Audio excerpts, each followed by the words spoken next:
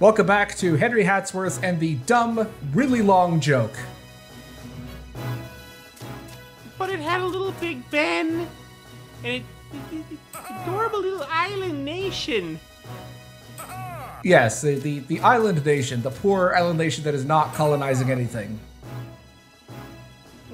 I think I also did some grinding off screen as well prior to this. So yeah, this is Tealand. This is where Henry lives. He lives in the sewers. Someone call Civvy. Yeah, I can't believe it's gotten to this point. This is the first sewer level in the game. Wow, really? We're in World 5. I think it is a testament to the creativity of this game. And also, I don't believe there are any traditional crates or other crate assets in this game at all. So it passes that Old Man Murray test. The sewer goop here, I don't really think this is sewer water. I think this is just plain old radioactively poisoned water. It has the same properties as other waterfalls in the game, where it slows everything down. And also affected the trajectory of that spear, for example. But aside from that, there's nothing special about the sewer goop? Yeah, it's an asset flip. I think it might have like a bit stronger gravity, but other than that, it's more or less the same. Also, that poor Slight does not know his mark. Either that or he has to go to the bathroom really bad. I mean, he should just go right over the edge there. I mean, it's going to the sewers anyway. It's not like this water could possibly get any more polluted.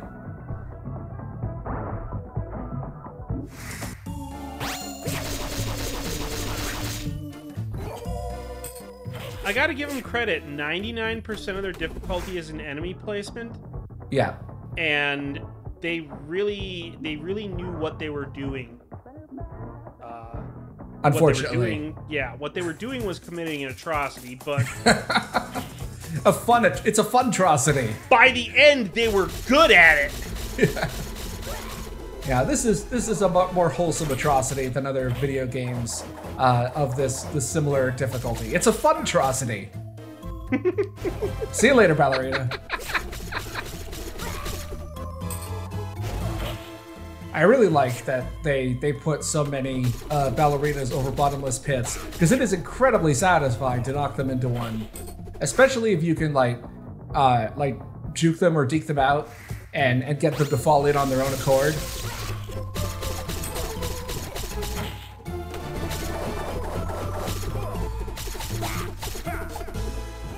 Okay, forget Smash. Hatsworth should be in the next Marvel vs. Capcom. I know he's not a property on either of them, but he clearly has enough juggle potential, you know, to be at least a good tag team member. I was gonna say though, do you actually want him in MVC? Because who knows where MVC is gonna go, or if it's even gonna come back after Infinite.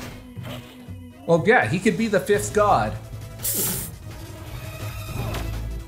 I was thinking just put him on a team with Arthur. Oh yeah. And yeah. Maybe I don't know, Frank West or Phoenix Wright. Someone else with juggle potential. I'm talking out of my ass. I've never played MVC in my life. I just go by Wooly's streams like on occasion. So I really don't know what I'm talking about. Also, this new enemy burrows underground and then shoots those three circles, and it's really annoying. Also, 3 ballerinas at the same time. They're laughing at us. They're just laughing at us. Beat the game now! Well, I think I give that dive an 8 out of 10. Very, very well synchronized. Yeah, really the worst thing about the ballerinas is that circular swiping attack they do. Because there's hardly any wind up to it, and it comes out really fast. Yeah, it's pretty rude.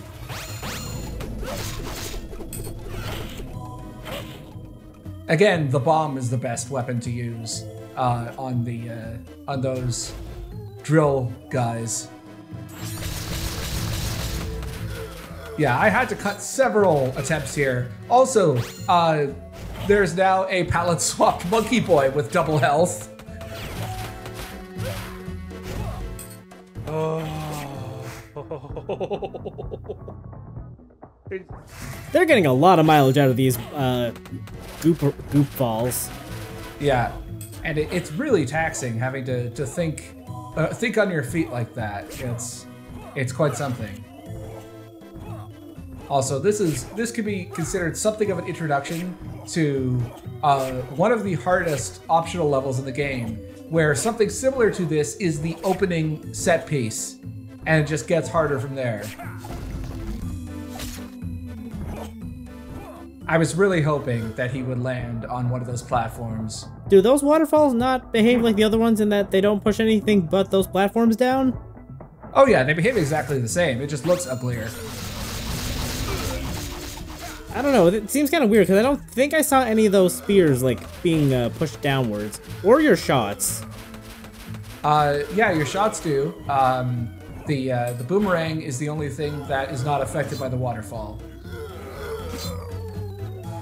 Every other moving object, including like enemy gravity, projectile gravity, everything else is affected by the waterfalls or goop falls in this case. Right, but I'm talking about these ones that are carrying the platforms here. Oh no, those ones are just like a signpost marker. They have no other effect. Okay.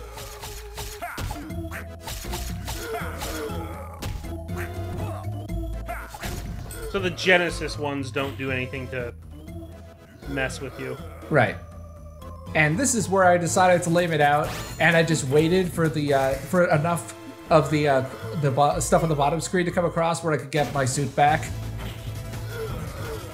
I mean, at this point, if the game was going to be this cheap and lazy, I might as well do the same. Good show. Also, I don't know if we've seen that one with King Henry VIII. I don't recognize it. There's also, I don't remember when we got this upgrade, but now when we kill enemies in the suit, it will leave behind little teacups, and that refills your super meter. Ooh.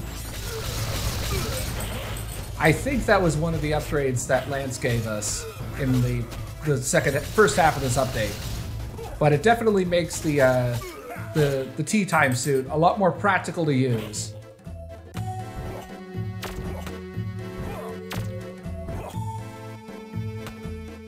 They parked them in the worst possible spot.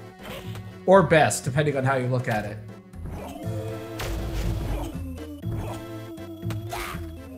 Thankfully, they're very weak.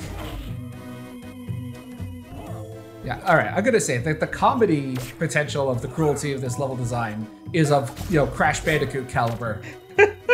Certainly, this is a lot more difficult than your typical Crash Bandicoot game, but I say it has that same sense of humor that it's like, it's laughing at you as you die.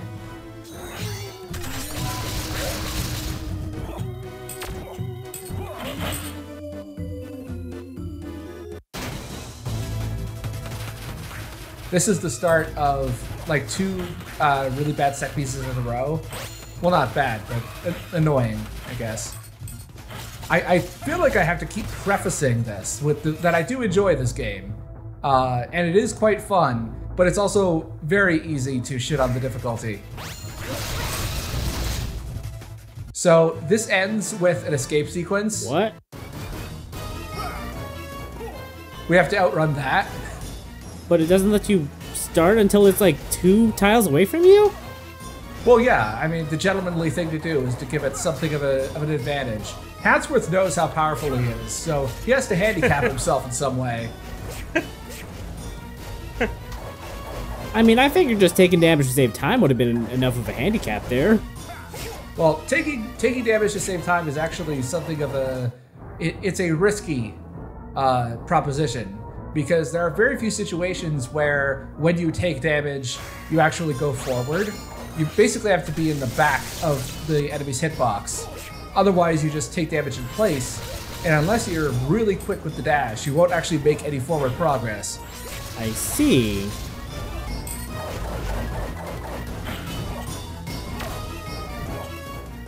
I believe the speedrun technique, at least when it comes to slights, is that they have those invincibility frames there. So if you do a mid-air attack as you're falling down, then it's then it actually helps you to not damage boost, but invincibility boost. Because the iframes aren't Henry's; they're the enemies.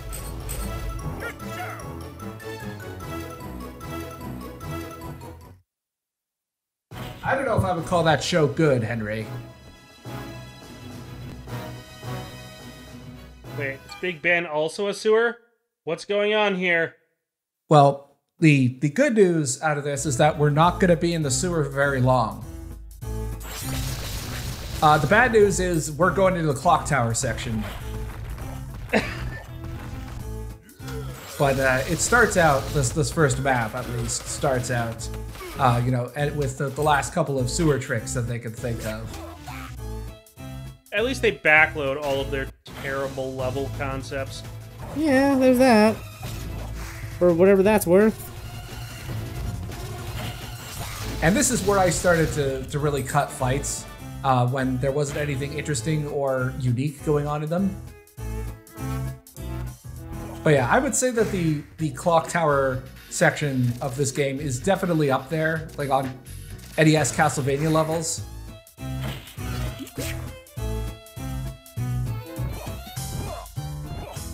Oh god, for a second there I thought that was a crusher. You actually can get crushed on the bottom of that elevator, but you really have to go out of your way to do it. Also, I love this song. It might be my favorite song in the game. It's pretty good. Quite nice. Alright. Alright, past me. You can stop showing off. He's already dead, for God's sake. So, it's at this point, you know, I'm going over here for this. Oh no! I fell all the way back to the bottom of this map. However, there is a shortcut which I believe is intentional given how obvious it is.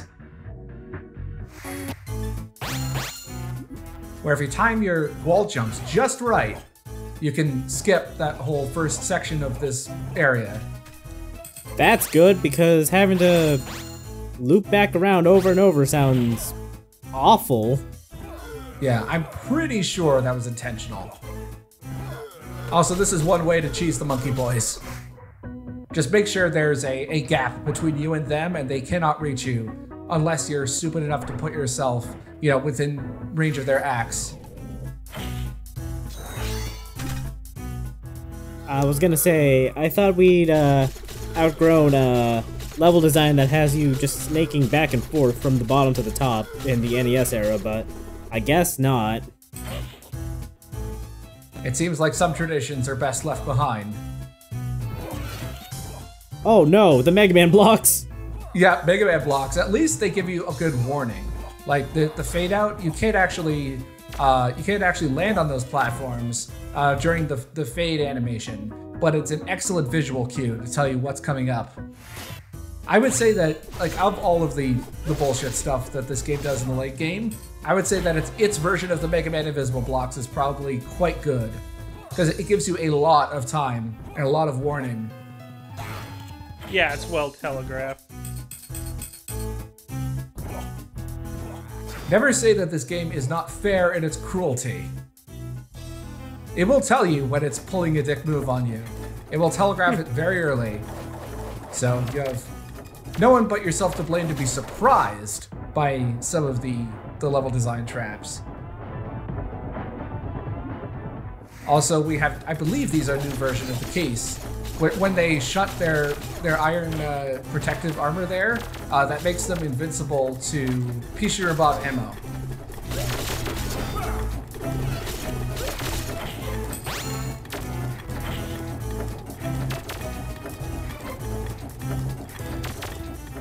Oh, they're gonna get their use out of those, aren't they?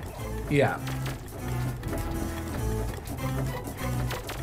I like how they didn't really need an excuse to, or a justification for the clock tower because of Big Ben. Also, yeah, that is meant to block you off from the from the bottom half, but it glitches out and it has a pretty decent chance of killing you. And here we have a traditional Nintendo left-to-right scrolling puzzle. Back in my day, I solved jumping puzzles that weren't even half as easy, or twice as difficult. I'm not sure where I was going with this bit. And yes, it is entirely possible to get yourself into an unescapable situation, which is why you have those cubby holes. I mean, this really is just every Castlevania Clock Tower level cranked up to 11. This part's a lot harder than it looks. As if you get greedy and try to go for that one cycle there, game's gonna punish you for that.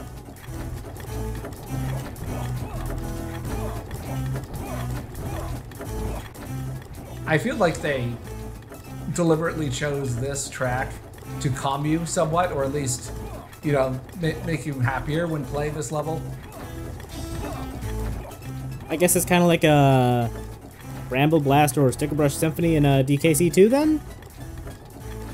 Yeah, they save the best music for the hardest levels, and they do that on purpose. So this is another mostly vertical level, and yeah, like I said, you can't really see it there. It deflected. The iron deflected the bomb. Although if you still have the boomerang here, this section's a lot easier.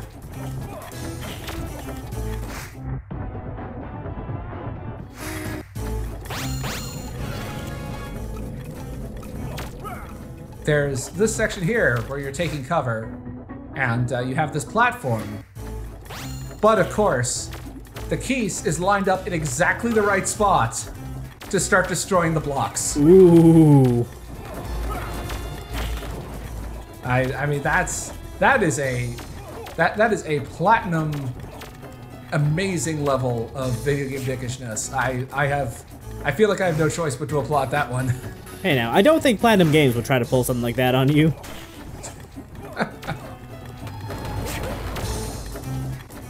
You leave them out of this. And there's that last trap that gets you if you're not quick enough. And who do we have here? Oh wait, I was thinking of a later section. Ignore what I just said. But this fight is, I think it really it escalates for the most part. The use of the drill guys, and like if you don't kill those drill guys quickly enough, you'll have to deal with them and the ballerinas. Give them credit for making you use what you've learned so far. Oh yeah, absolutely. It's a in that respect, this game's design is very intentional for how dickish it is. It knows what it's doing, and it takes pride and glee in seeing you fail. And then there's this part, which I have mercifully fast-forwarded through. It's not that challenging, really. It's just tedious. Yeah? This looks like that bit from Crash Man's stage, except, like, drawn out to be, like, 12 times as long.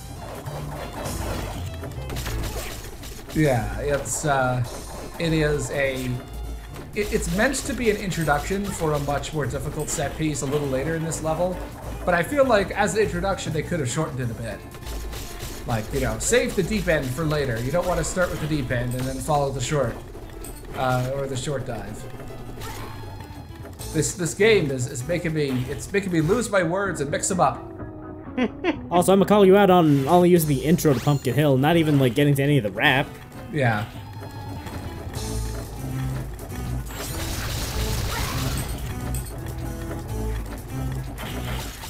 I think I actually used the instrumental version specifically so that I could, you know, give myself time for commentary that I never did. And then there's this. At least a small amount of mercy that these blocks are permanent.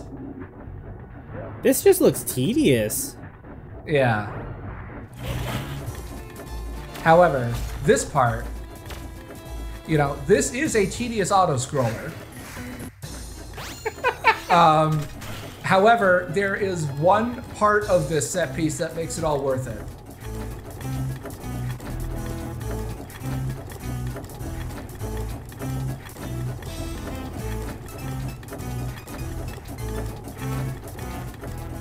Yeah, at this point I started adding text comedy as well, if you can call it that. But you basically have to jump from platform to platform here. If you stay on one platform or the wrong platform for too long, it will kill you.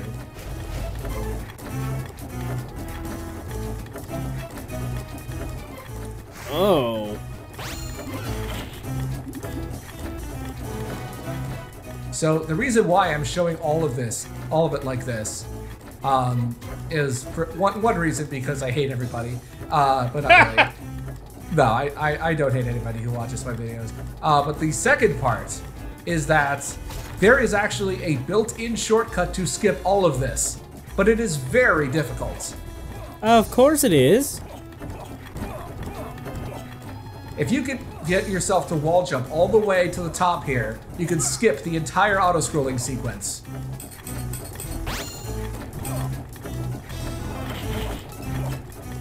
There you go.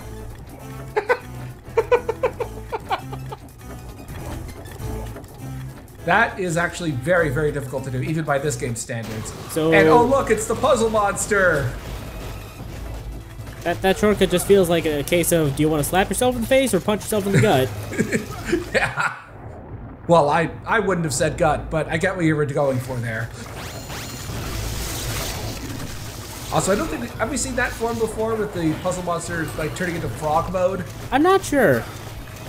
I don't think we have. Yeah, I really don't like how this boss is used basically to fill out time. This whole level feels like it's filling out just a lot of time. I'm not sure how far I would go in that, because it is a... it is at least doing its best to help or cement your platforming abilities for much later in the level, because you'll need them. I mean, I guess. I have not seen that physics thing before. I mean, this game doesn't really have a physics engine per se, but it's still pretty crazy.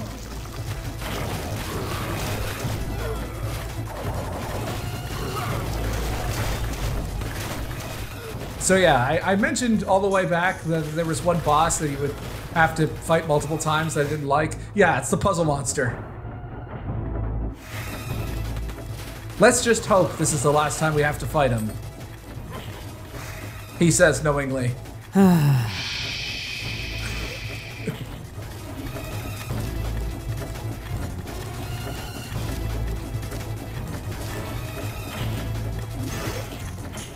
Aw, look at the sad face he makes. That actually happens for all of the blocks. They make sad faces when you solve them. But this is me just showing off that you can, in fact, destroy the puzzle monster in the bottom screen. It's difficult to do, but it's doable. Well done.